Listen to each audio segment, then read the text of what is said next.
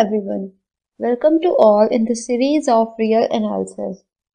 Last lecture में हमने बहुत सारे फंक्शंस डिफाइन किए थे, उनके ग्राफ बनाए थे, उनकी रेंज, उनका डोमेन एंड कोडोमेन देखा था कि क्या होगा। अब हम क्लासिफिकेशन ऑफ फंक्शंस पढ़ते हैं, जिसमें हम डिफाइन करेंगे periodic function, bounded function and monotonic function, even odd function etcetera. लिखिए classification of function.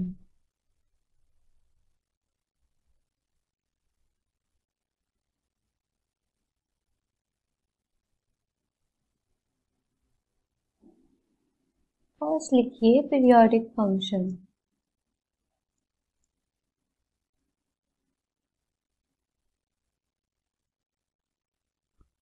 A function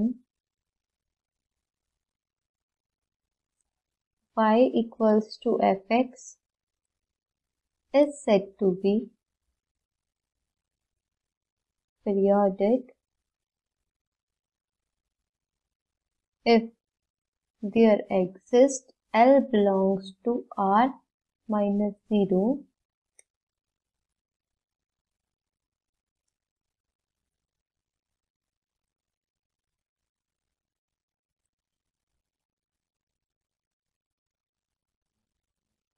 such that fx plus L equals to fx for all x belongs to T। DOD हमारा होता है domain, ठीक है। DOD को हम बोलते हैं डोमेन और domain of definition, domain of definition, ठीक है। And such L is called a period of f। For example देख लेते हैं, fx equals to sine x। ये एक पीरियोडिक फंक्शन है एंड इसका पीरियड है 2n pi, n belongs to z। ये सेट ऑफ पीरियड्स है इसके, ठीक है। एंड एक डेफिनेशन और लिखते हैं, fundamental period.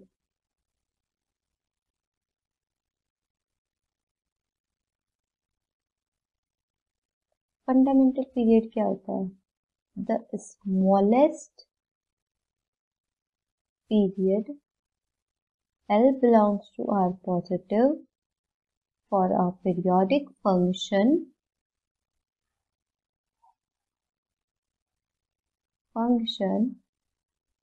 f is defined as fundamental period of f।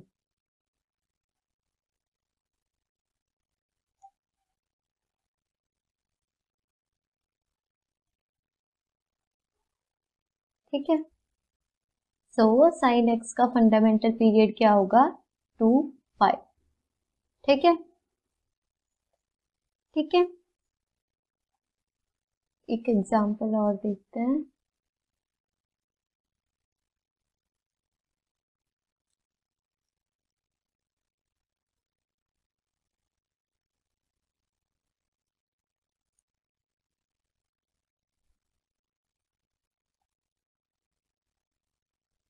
Constant function, इसको बोलते हैं हम कांस्टेंट फंक्शन, ठीक है। हर एक वैल्यू पर x की हर एक वैल्यू पर जो रेंज है वो सेम रहेगा, एक ही रहेगा, ठीक है। fx equals to c for all x belongs to r, इसको बोलते हैं हम कांस्टेंट फंक्शन।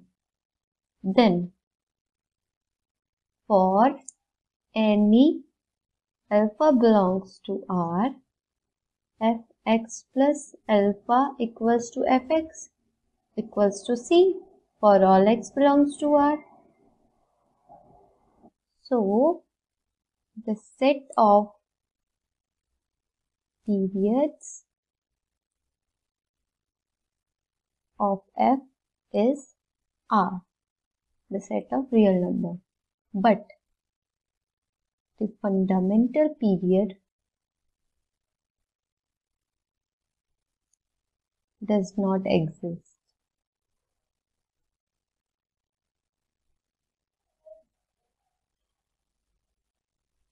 So नोट लिख लीजिए कि a periodic function may or may not have fundamental period. A periodic function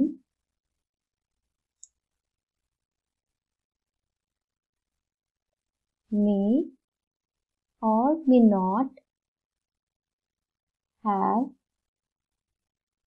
fundamental period.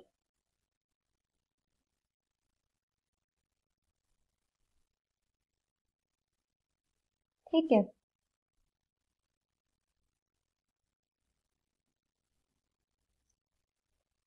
Next point लिखिए, if a function f has fundamental period t, if a function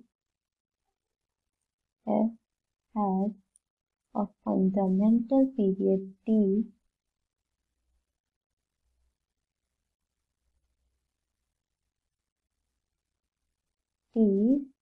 then कोई function है a f p x plus c plus d, इस type का कोई एक function है जिसको g बोल देते हैं, ठीक है, has period t upon b where a b c d belongs to R, ठीक है।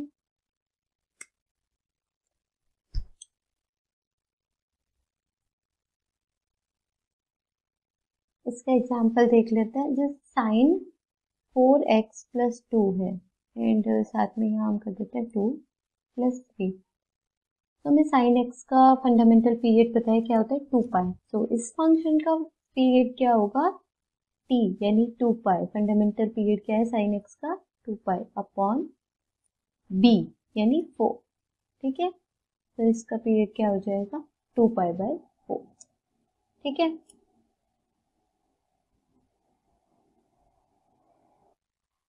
कुछ एग्जाम्पल्स देख लेते हैं पीरियोडिक फंक्शन के, F X equals to sine X upon 3, ठीक है, साइन एक्स पीरियोडिक फंक्शन है विथ पीरियड 2 पाई, देन ये इस टाइप का फंक्शन है, अभी मैंने लास्ट प्रॉपर्टी में बताया कि जो होगा एफ बी एक्स प्लस सी ए प्लस सी, इस टाइप का फंक्शन है, तो उसका पीरियड क्या हो जाएगा, period of F, if fundamental period of F is T then T upon B, then इसका पीरियड क्या हो जाएगा, साइन एक्स का पीरियड क्या है 2 पाई जो फंडामेंटल पीरियड है upon 1 upon 3, that means 6 pi. Note लिखिए, sum or difference of two periodic function may not be periodic.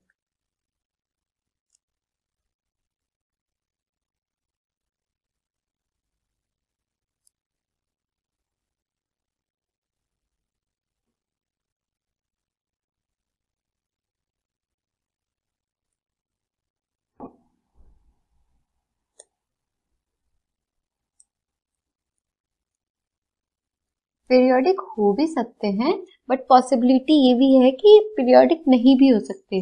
For example हम एफ एक्स ले लेते हैं sine x and ji X ले लेते हैं fractional part of X, then F भी periodic है एंड जी एक्स भी पीरियोडिक है, ठीक है। एफ एक्स का पीरियड क्या है 2 पाई एंड जी एक्स का पीरियड क्या है 1,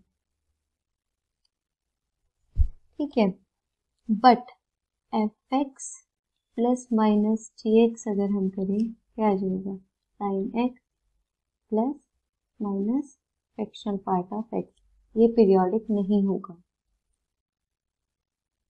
पीरियोडिक, ठीक है।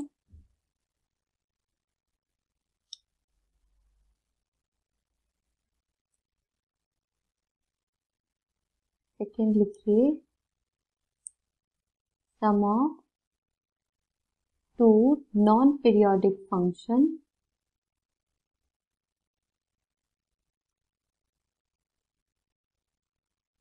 may be periodic.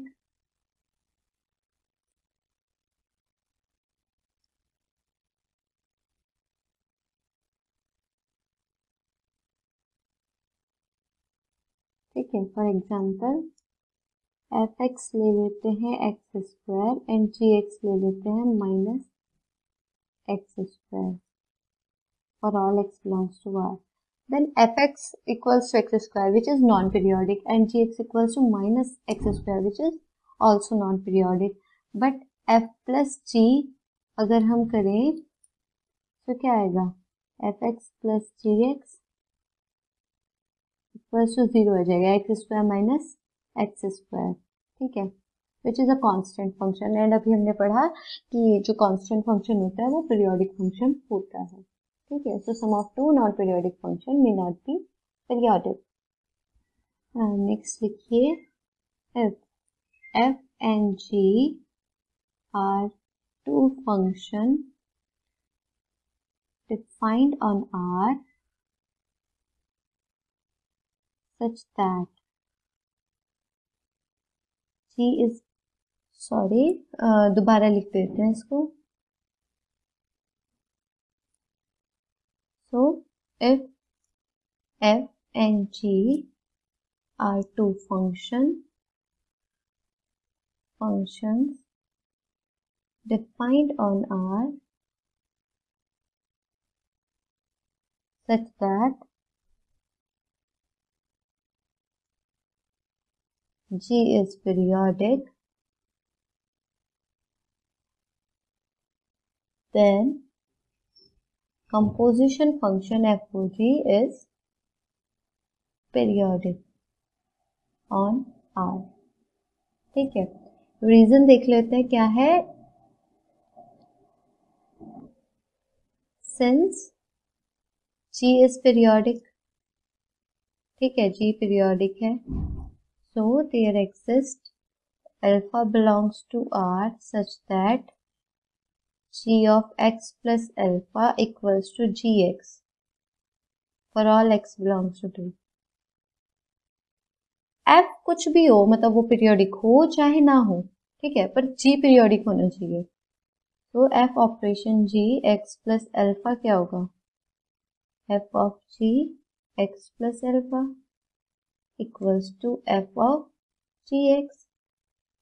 ठीक है, equals to f of g of x for all x belongs to domain. ठीक है, and x plus alpha belongs to domain. ठीक है, सो क्या हो गया, f और g क्या हो गया, पीरियोडिक फंक्शन हो गया. ठीक है, नेक्स्ट लिखिए bounded function.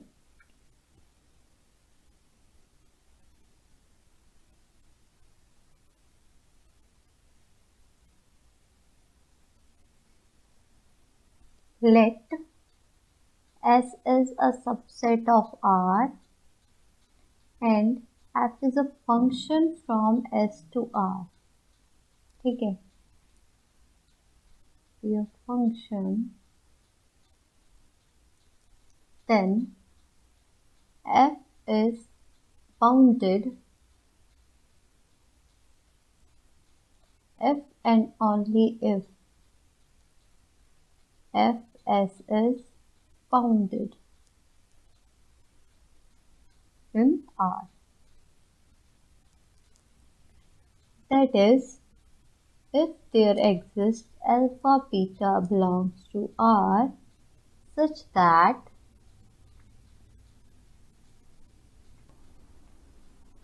fx is greater than equal to alpha and smaller than equal to beta for all x belongs to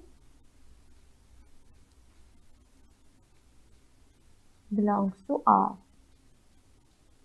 Sorry, x belongs to S. So my domain S है ना, so x belongs to S. So ये bounded function की definition हो गई. अब कुछ example लिख के मैं बता देती हूँ. जैसे हम डिफाइन करते हैं function from R to R fx equals to sine X, इसकी रेंज क्या है? -1 to 1. Sin x is greater than equal to -1, smaller than equal to 1 for all x belongs to R. तो ये हमारे पास अल्फा बीटा एग्जिस्ट कर रहा है, alpha है -1 एंड बीटा है 1. तो ये फंक्शन क्या हो गया? बाउंडेड. एक और चीज देख लीजिए, बाउंडेड फंक्शन वो होगा जिसका जो रेंज सेट होगा वो बाउंडेड हो. ठीक है, रेंज सेट अगर बाउंडेड है then function is bounded.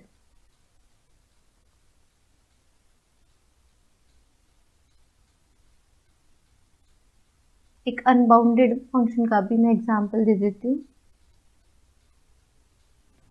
fx equals to 10x. Domain वही थे जो हमने सेम अभी लास्ट लेक्चर में हमने जो डिफाइन किया था ना, 10x बताया था मैंने, तो उसमें जो डोमेन ली थी वही हम डोमेन लेंगे एंड रेंज. सो इस पे पूरा आर आ रहा था, जो रेंज सेट है वो पूरा आर आ रहा था. तो आर तो बाउंडेड नहीं है, तो जो रेंज सेट है वो बाउंडेड नहीं है, तो जो फंक्शन है वो बाउंडेड नहीं होगा. ठीक है, अब एक नोट लिखिए, sum of two bounded function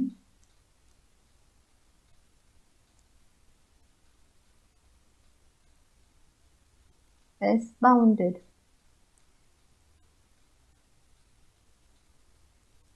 Also, difference of two bounded function is bounded,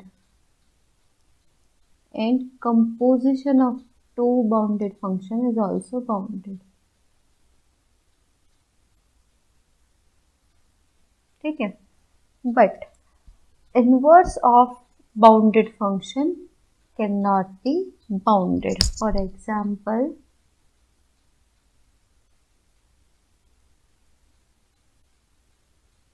f is a function from R to close interval -1 to 1. fx equals to tan inverse x. ठीक है, ये इसका ग्राफ कुछ इस type से था.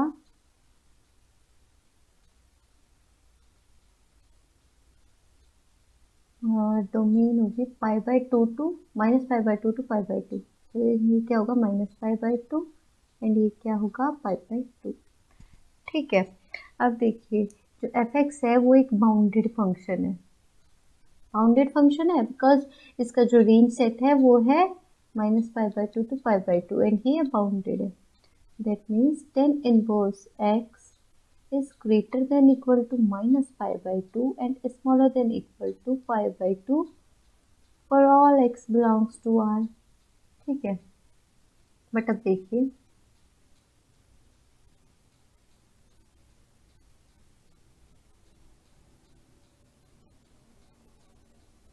ये function 1 1 on 2 है, तो जब हम f इनवर्स डिफाइन करेंगे वो क्या होगा? -π/2 to π/2 to R. क्या होगा? f inverse x equals to 10x होगा. अब ठीक है, तो इस टाइप से बनेगा ये.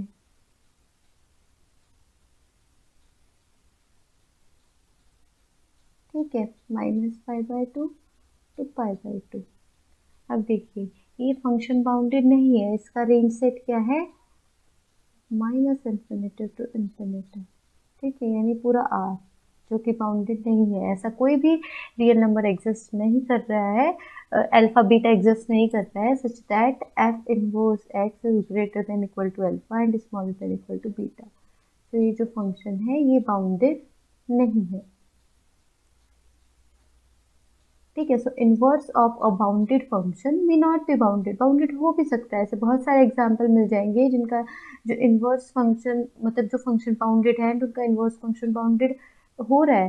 बट ये काउंटर एग्जांपल है. Inverse of a bounded function may not be bounded and inverse of unbounded function can be bounded. ठीक है, ऐसा हो सकता है. देन नेक्स्ट लिखिए मोनोटॉनिक फंक्शन।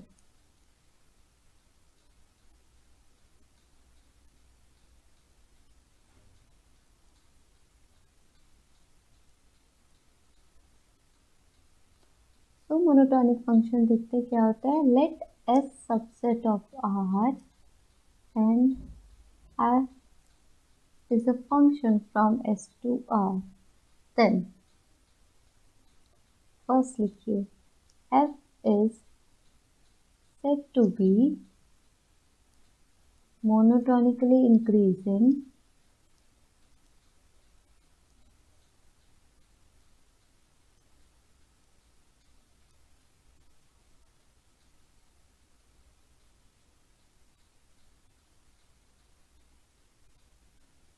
if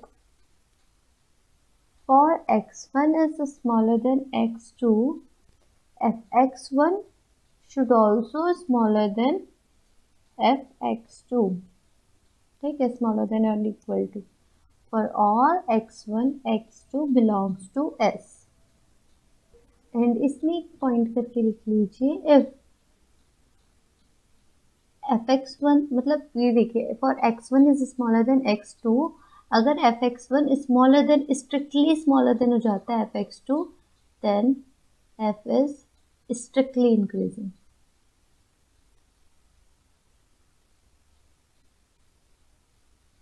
इसको हम ऐसे भी लिख सकते हैं कि if strict inequality hold then f is called strictly increasing function. ठीक है, बट समझ आ गया ना ऐसे आपको, तो ऐसे ही ठीक है। सेकेंड लिखते हैं f is said to be monotonically decreasing if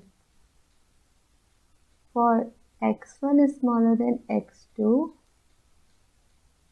fx1 should greater than or equal to fx2 for all x1 x2 belongs to S।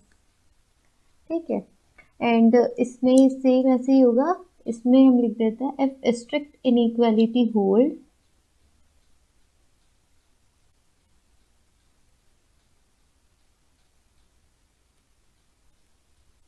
then f is called strictly decreasing function। ठीक है,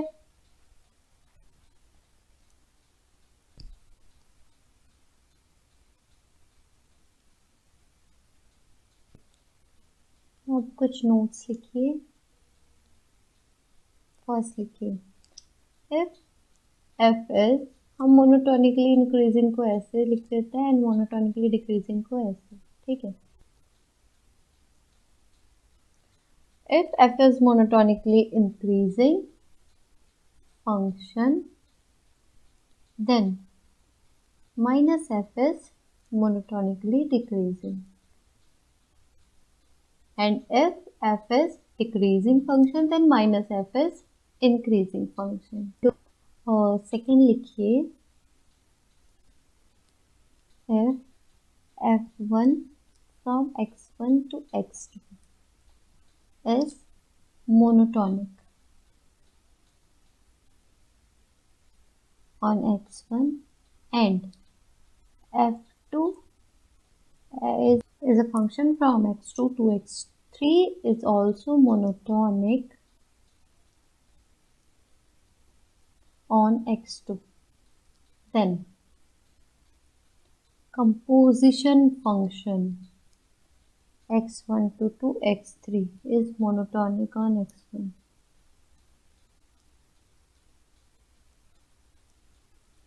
x1 ठीक है,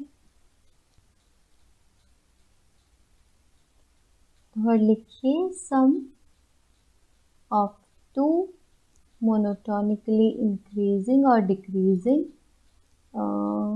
ऐसे लिख देते हैं monotonically increasing और decreasing function is also monotonically increasing and decreasing. ऐसे नहीं लिखते,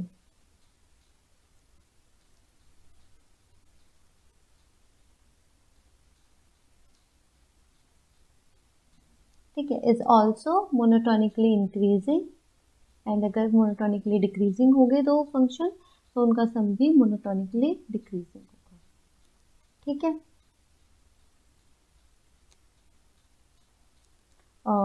फोर्थ पॉइंट लिखिए, difference of two monotonically increasing और decreasing function may not be monotonically increasing और डिक्रीजिंग, तो लिख लेते हैं difference of two monotonically increasing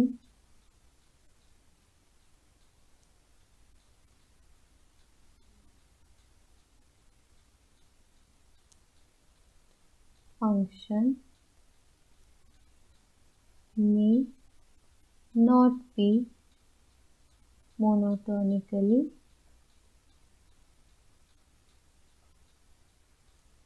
increasing, and difference of two monotonically decreasing function may not be monotonically decreasing. Counter example देखते हैं।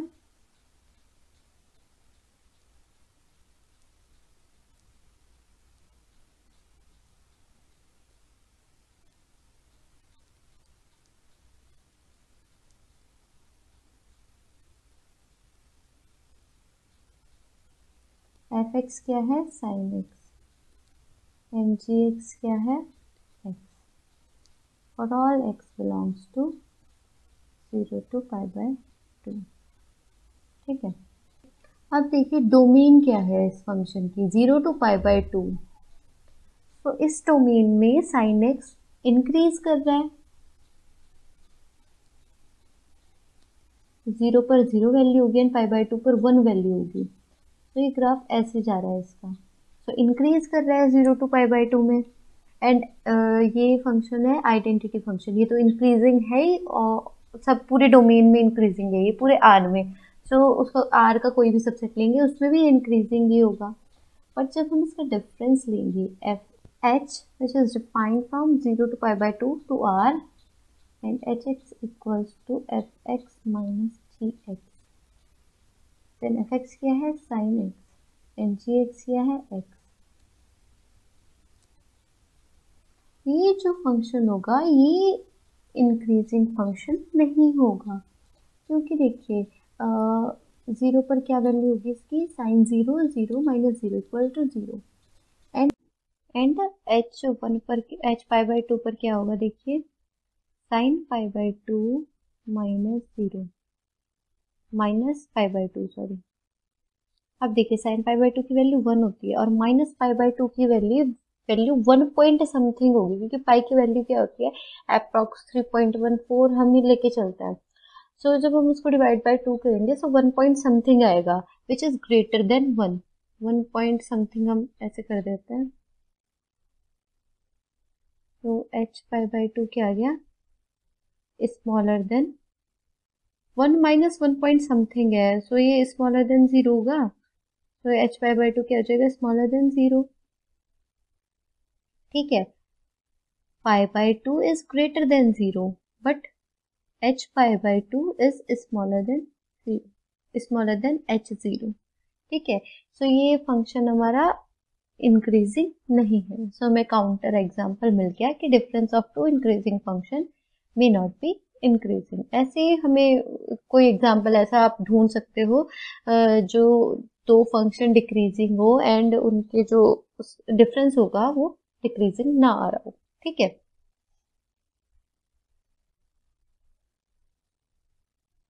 Next, product of two monotonically increasing or decreasing function may not be monotonically increasing or decreasing, ठीक है।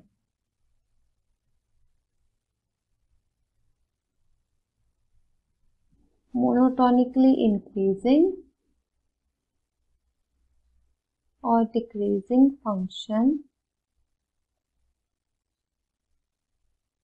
may not be monotonically increasing.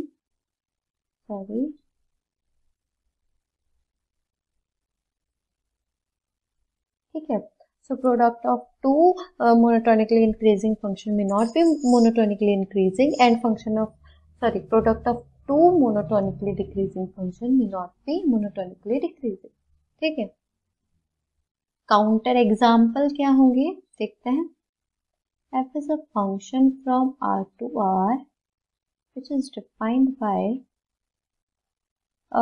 suppose ये x smaller than 0 पर 0 है and x greater than equal to 0 पर ये 3 है, and gx एक function है R to R which is defined as -7 है suppose ये x smaller than 0 पे and -2 है x greater than equal to 0 पे. अब ध्यान से देखिए f जो है वो इंक्रीजिंग फंक्शन है एंड g जो है वो भी इंक्रीजिंग फंक्शन है, बट f जब हम इनका प्रोडक्ट करेंगे fx.gx क्या आएगा. When x is smaller than 0 then 0, and when x is greater than equal to 0 then -6, which is decreasing function, which is not monotonically increasing. So product of two monotonically increasing function may not be increasing.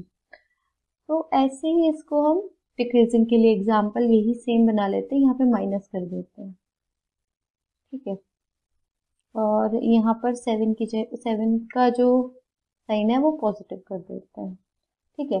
अब देखिए f जो function है वो decreasing function है and g जो function है वो भी डिक्रीजिंग फंक्शन है, बट जब fx.gx करेंगे तो when x is smaller than 0 then 0 आ जाएगा, and when x is greater than equal to 0 then +6 आ जाएगा. तो ये फंक्शन क्या हो गया, इंक्रीजिंग. ठीक है. तो product of two monotonically increasing और decreasing function may not be monotonically increasing और डिक्रीजिंग.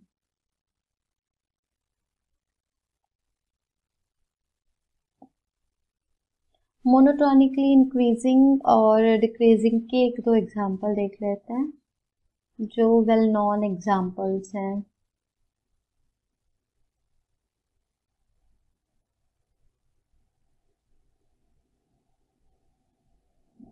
इसका ग्राफ हम ऐसे बनाते हैं. ठीक है. तो ये इंक्रीजिंग फंक्शन है, बहुत यूज होता है e की पावर x. अब एक एग्जांपल देखते हैं डिक्रीजिंग का.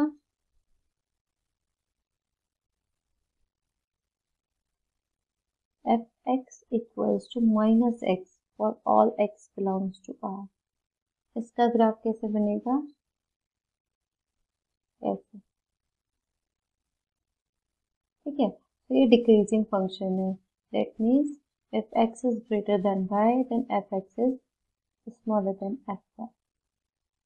ठीक है. तो ये डिक्रीजिंग फंक्शन हो गया. अब नेक्स्ट हम लिखते हैं even function and odd function.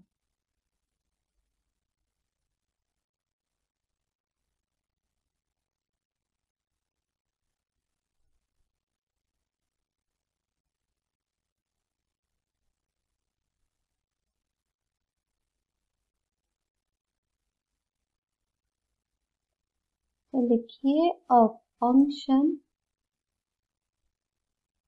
f from S to R, where S is a subset of R, then a function f from S to R is said to be an even function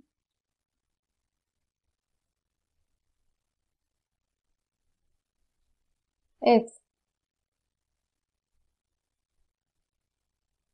f of minus x equals to fx for all x belongs to S, and f is called an odd function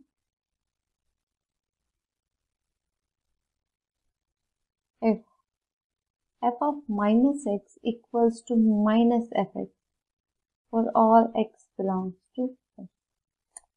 ठीक है, example देखिए, a function is defined from R to R, fx equals to x square. अब देखिए x की कोई भी negative value ले लीजिए तो हमारे पास पॉजिटिव वैल्यू ही आएगी, ठीक है, वो इक्वल आएगा fx के, मतलब f माइनस एक्स ले लीजिए वो fx के इक्वल ही आएगा। देखिए f माइनस 1 लेंगे क्या आएगा 1, f1 क्या लेंगे f minus 2 4 which is equals to f2। तो x की कोई भी वैल्यू ले लीजिए, अगर नेगेटिव वैल्यू लेंगे, अगर माइनस एक्स लेंगे देन वो f x के इक्वल ही आ जाएगा, ठीक है। तो ये क्या फंक्शन क्या हो गया, इवन फंक्शन। एक एग्जांपल लेते हैं ऑड फंक्शन का, f from R to R fx equals to x cube, ठीक है। अब देखिए f माइनस एक्स इसमें minus x minus f x के इक्वल आ रहे हैं, ठीक है। f माइनस एक्स क्या आएगा, माइनस एक्स का क्यूब इक्वल्स टू माइनस 1 की पावर 3 माइनस 1 हो जाएगा, सो माइनस एक्स का cube which is equals to minus 1 second, यहाँ लिख देते हैं ऊपर इसको, तो f minus x equals to minus x का cube equals to minus f x, ठीक है। तो ये फंक्शन क्या हो गया, ऑड। तो फंक्शंस में हम इतना ही पढ़ेंगे। अब एक हम क्वेश्चन सॉल्व कर लेते हैं प्रीवियस ईयर का, एक सीक्वेंस का बहुत अच्छा क्वेश्चन है, 2017 में पूछा गया था 10 मार्क्स का। तो चलिए देखते हैं क्या क्वेश्चन है वो।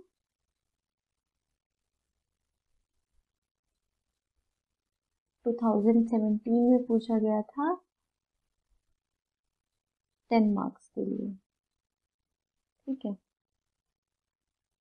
तो क्वेश्चन क्या है हमारा, let x1 equals to 2, xn plus 1 equals to under root xn plus 20, then n equals to 1 2 3, ठीक है।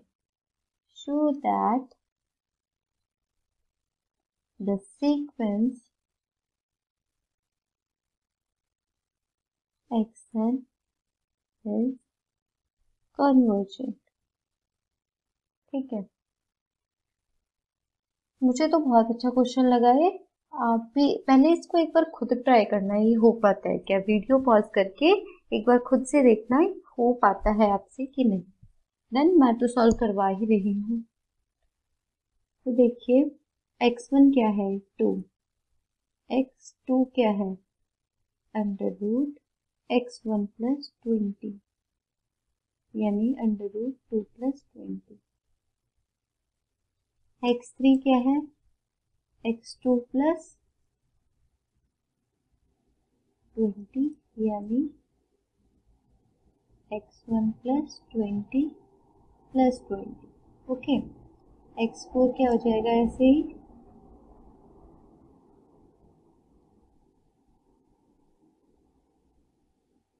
प्लस 20, ठीक है। ऐसा करते करते जो xn है वो क्या हो जाएगा, under root xn minus 1 plus 20, ठीक है। सो ये है सीक्वेंस, इसको हमें प्रूव करना है कि ये कन्वर्जेंट है, ठीक है। सो सबसे पहले तो इसको ध्यान से देखिए कि इसमें हम क्या कर सकते हैं, ठीक है। फिर उसके बाद सोचिए हमने क्या क्या पढ़ा है सीक्वेंस में, हम किस तरीके से इसको कन्वर्जेंट प्रूव कर सकते हैं। एक तरीका है कि हम बाउंडेड दिखा दें, बाउंडेड प्लस मोनोटोनिकली इंक्रीजिंग या डिक्रीजिंग, देन हमारी कन्वर्जेंट प्रूव हो जाएगी, ठीक है। कॉची सीक्वेंस दिखा दे तो हमारी कन्वर्जेंट सीक्वेंस प्रूव हो जाएगी, ठीक है। ऐसे ही काफ़ी सारे तरीके हैं। इसमें हमें ये दिख रहा है कि जो सीक्वेंस है ये इंक्रीज कर रही है, प्लस ये बाउंडेड भी है, तो हम इसमें यही तरीका यूज करेंगे कि ये जो सीक्वेंस है वो बाउंडेड है प्लस मोनोटोनिकली इंक्रीजिंग है। हमें अगर कोई भी सीक्वेंस मोनोटोनिकली इंक्रीजिंग या डिक्रीजिंग दिख रही है एंड हमें प्रूव करना है कि वो सीक्वेंस कन्वर्जेंट है, देन हम बिना कुछ सोचे उसको बाउंडेड प्रूफ कर देंगे। अगर वो हमने बाउंडेड प्रूफ कर दिया और वो सीक्वेंस मोनोटोनिकली इंक्रीजिंग या फिर डिक्रीजिंग है, देन वो कन्वर्जेंट हो जाएगी। ठीक है, तो इस सीक्वेंस में हम सबसे पहला क्या करते हैं, इसको मोनोटोनिकली इंक्रीजिंग शो करते हैं।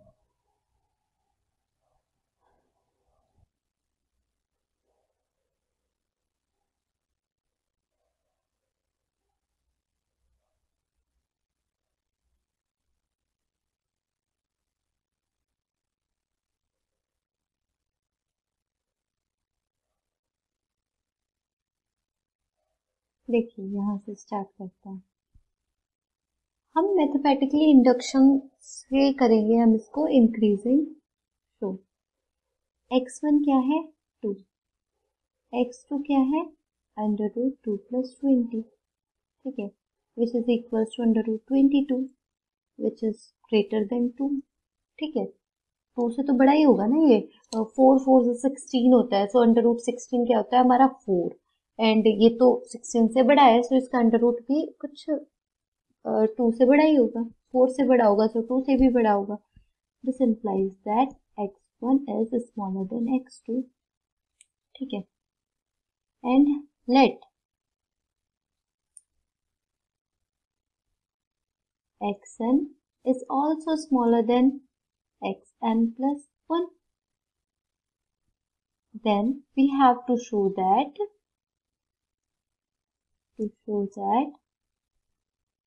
यहाँ हम लिखते हैं क्लेम कर देते हैं, claim xn plus 1 is smaller than xn plus 2। ठीक है,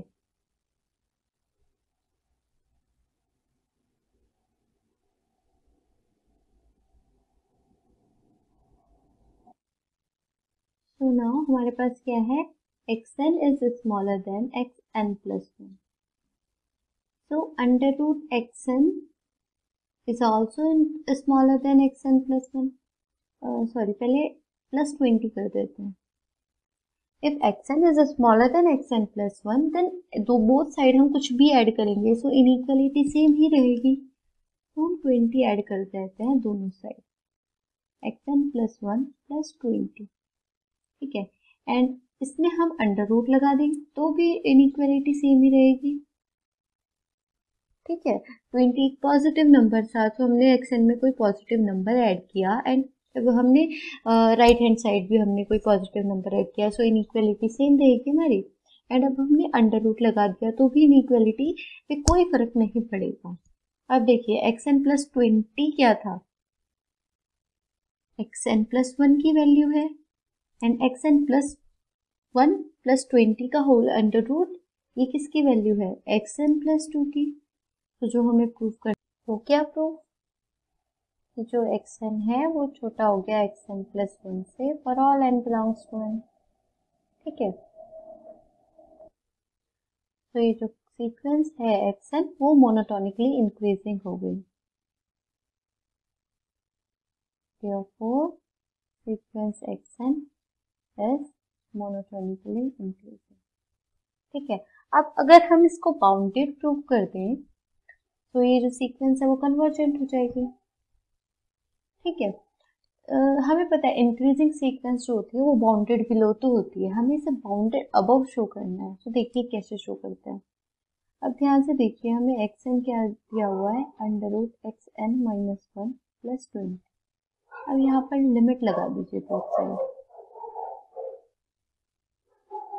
तो लिमिट एक्स एन है, n tends to infinitive, limit of xn and the limit of xn plus 1 if exist, then it should be same, so under root l plus 20, so l square equals to l plus 20, then l square minus l minus 20 equals to 0, then l equals to 1 plus minus under root 1 plus 80, ठीक है, upon 2 equals to 1 plus minus under root 81 which is 9 upon 2, so equals to 10 by 2 or minus 8/2, so it is 5 and minus 4. So if limit exists, हमें तो proof ही करना है कि ये sequence convergent है, तो हमें पता है कन्वर्जेंट सीक्वेंस है, हमें प्रूफ करना है, सो इसकी लिमिट -4 तो हो नहीं सकती क्योंकि ये इंक्रीजिंग सीक्वेंस है एंड x1 इक्वल्स टू 2 है, सो जितनी भी टर्म्स होंगी वो सारी 2 से बड़ी होंगी एंड हमें पता है कि जो सीक्वेंस है इंक्रीजिंग सीक्वेंस होती है वो हमेशा सुप्रीमम पे कन्वर्ज करती है, ठीक है। तो -4 नहीं हो सकती, तो क्या पॉसिबिलिटी है, सिर्फ 5 की। तो हम इसमें क्या करेंगे, अब हम मैथमेटिकली इंडक्शन से ही दिखा देंगे कि जो सीक्वेंस की सारी टर्म्स है वो स्मॉलर देन आ रही है 5 से, उससे क्या हो जाएगा, हमें मोनोटोनिकली इंक्रीजिंग सीक्वेंस मिल गई प्लस हमें बाउंडेड मिल गई, ठीक है। Monotonically increasing and bounded employee convergent, तो हमारी प्रूव हो जाएगी ये जो सीक्वेंस है वो कन्वर्जेंट है, ठीक है।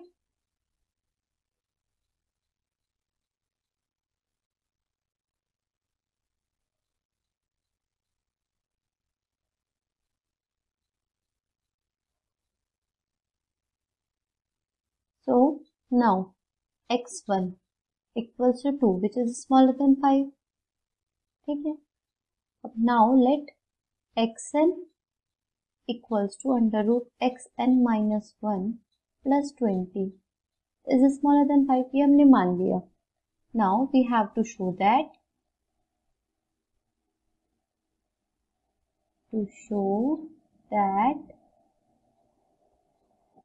xn plus 1 is also smaller than 5,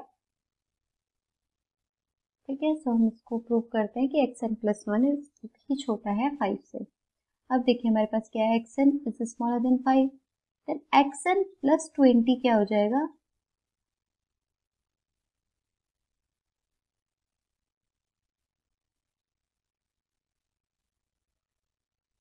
xn plus 20 क्या हो जाएगा, smaller than 5 plus 20। Inequality change नहीं होगी अगर हम दोनों साइड किसी पॉजिटिव नंबर को ऐड कर देंगे तो, ठीक है। So xn plus 20 is smaller than 25। अब बोथ साइड हम अंडर रूट लगा देते हैं, तो क्या हो जाएगा, under root xn plus 20 is smaller than 5। Under root 25 क्या होता है, 5, that is xn plus 1 is smaller than 5, तो आ गया xn plus 1 is smaller than 5। तो for all n लिख देते हैं, for all n, ठीक है। so xn is monotonically increasing plus bounded sequence, therefore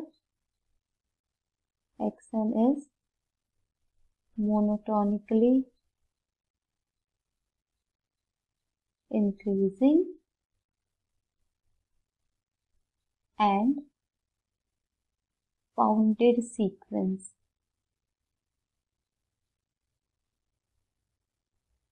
bounded below by 2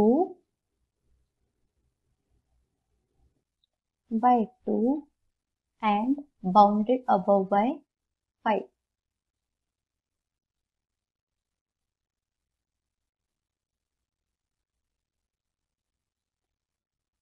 ठीक है। तो अगर कोई इस टाइप का क्वेश्चन हो कि वो मोनोटोनिकली इंक्रीजिंग हो या फिर डिक्रीजिंग हो वो सीक्वेंस एंड हमें ये प्रूफ करना हो कि ये कन्वर्जेंट है, ठीक है, तो हम उसकी लिमिट निकाल लेंगे। लिमिट कैसे, अगर पॉसिबल हो तो, जैसे हमने इसकी हमें क्या था, xn equals to under root xn plus 1 plus 20 दिया था, तो इजीली हम इसमें लिमिट अप्लाई करके l की वैल्यू निकाल सकते हैं, क्योंकि limit when n tends to infinity then limit of xn equal होगा लिमिट ऑफ xn प्लस 1 के विच इज l। तो हम दोनों साइड l रख के हम लिमिट निकाल लेंगे, ठीक है। और अगर सीक्वेंस कोई मोनोटोनिकली इंक्रीजिंग है तो जो l आएगा हम उससे उस सीक्वेंस को बाउंडेड अबव दिखा देंगे, एंड अगर कोई सीक्वेंस मोनोटोनिकली डिक्रीजिंग है एंड हम उसकी लिमिट निकाल पा रहे हैं l, हमें शो करना है कि वो कन्वर्जेंट है, देन हम उसको उस l से बाउंडेड बिलो दिखा देंगे। तो monotonically increasing plus bounded implies convergent and also monotonically decreasing plus bounded implies convergent. ठीक है। एंड मोनोटोनिकली इंक्रीजिंग सीक्वेंस हमेशा बाउंडेड बिलो तो होती ही है, ऐसे ही मोनोटोनिकली डिक्रीजिंग सीक्वेंस जो होती है वो हमेशा बाउंडेड अबव होती है, तो हमें सिर्फ उसको बाउंडेड बिलो शो करना है। ठीक है। सो आज के लेक्चर में हम इतना ही करेंगे। नेक्स्ट लेक्चर में हम स्टार्ट करेंगे लिमिट, देन हम पढ़ेंगे कंटिन्यूटी क्या होती है। ठीक है। So thank you.